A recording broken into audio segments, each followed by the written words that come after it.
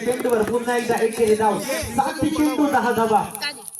आता जर या चेंडूवर मोठा फटका जर आला ना पूर्णपणे हे समीकरण बदलून जाईल। बोलण्याची मुभा नसेल, डगआउट मध्ये देखील जाण्याची मुभा नसेल, याची देखील आपण नोंद घ्यायची आहे साई स्पोर्ट्स परवडे संघ।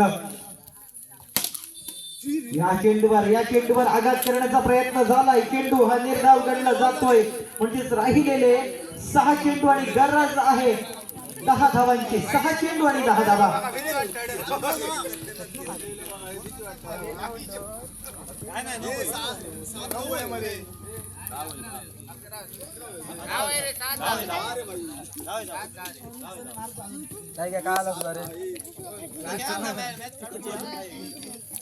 सहा चेंडू आणि 10 धावांची आवश्यकता आहे। 10 धावा जमवणे गरजेचं। या सामन्यामध्ये एक षटकार आलाय अण्णा पाटकर यांच्या बॅट मधून आणि यावेळी मात्र चेंडू जातोय सरळ आणि सरळ वाईड स्वरूपात। पुन्हा एकदा तो दबाव पाहायला मिळतोय गोलंदाजावर।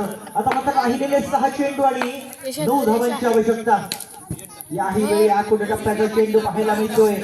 आता मात्र जेवढे चेंडू कमी होत जात आहेत ना तसा प्रेशर वाढत जातोय। 5 चेंडू 8 धावांची आवश्यकता। यावेळी येतोय फटका, मात्र चांगलं बॅकअप पाहायला मिळतंय। एकेरी धावच येते, मात्र राहिलेल्या 4 चेंडूंमध्ये 7 धावांची आवश्यकता। 4 चेंडू राहिलेत, 7 धावा जमवणं गरजेचं।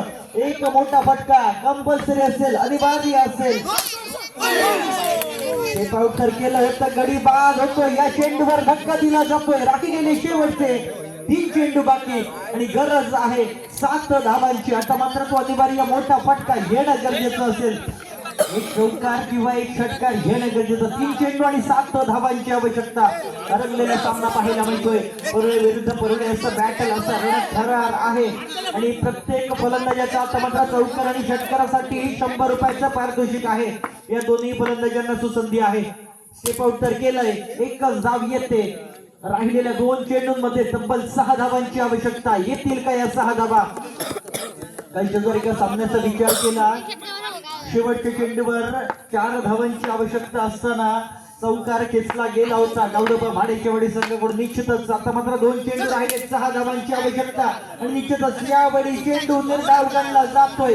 आता मात्र गरज असेल तो बॅनर हिट करण्याची।